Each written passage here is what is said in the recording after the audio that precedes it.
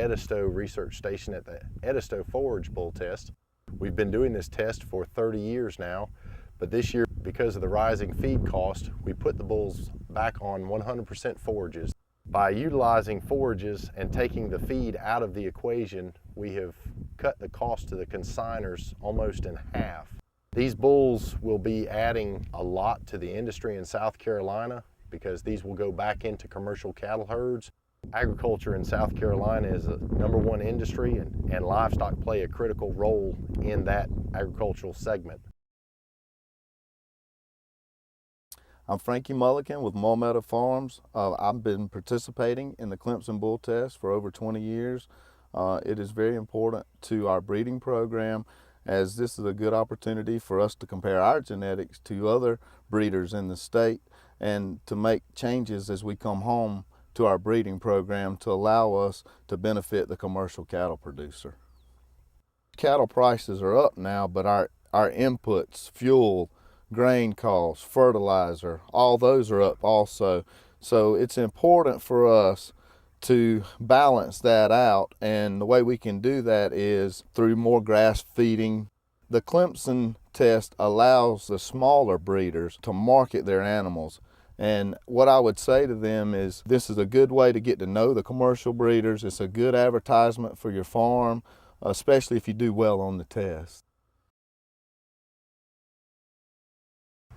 Hi, I'm Tony Kyneth. I'm a professor of plant pathology at the Coastal Research and Education Center. I'm also the research and extension vegetable pathologist for the state of South Carolina. This means I work on all the vegetable crops that are grown in the state, and I'm responsible for disease management. I work with growers and extension agents to find the most effective fungicides for vegetable crops grown in South Carolina. This is a targeted method to control disease using the best, most effective, but also the most cost-effective fungicide products. My name is Adair McCoy, Sr. I have been farming tomatoes, it seems like all my life. Here in Charleston County, it's been real advantageous for us to be close to the experimental station and learn from their trials and apply the knowledge that they've gained to our production. We have worked with the Extension Service on different plastic mulches.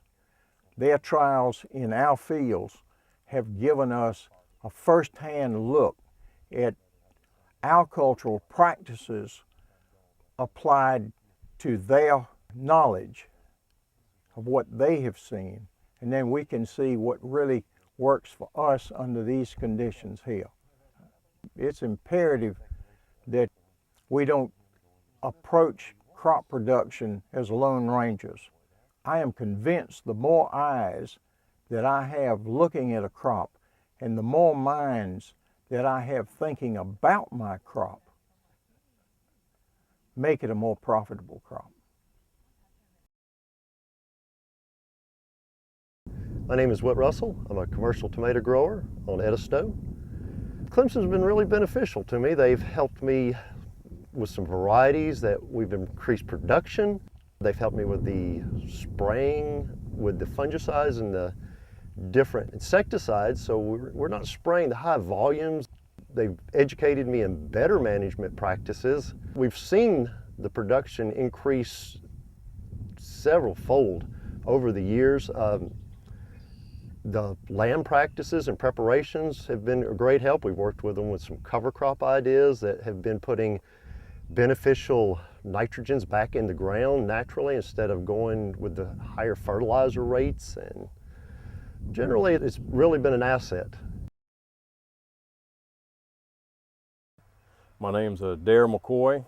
I farm here on Warmlaw and Johns Island. I grow mainly row crops. The way extension has been the biggest help to me is with pest management and identification, disease and identification, and how to properly treat it. But economically, that is the most important thing they've helped us with, is being able to control disease and identify disease. in a timely manner. Well, I'm Joseph Field Farm. I'm USDA certified through Clemson, and I was certified for 3 years now. But being organic, I have more people calling me to buy organic produce. You know, people from North Carolina, all over South Carolina, different restaurants, different stores, they are calling. They want local organic produce, and I'm trying to supply them with it. My name is Jenny DeBose. I work at the Coastal Research Center in Charleston, South Carolina. We are housed inside the USDA Vegetable Laboratory, so we share a research facility with them. Our main purpose is to help the grower produce a more cost-effective product. Our situation here is unique because we are housed with the Department of Agriculture, and all of our scientists work in collaboration together. They have a unique situation of breeders, and we work more closely with growers than they do. So together we can help the grower produce a more effective product.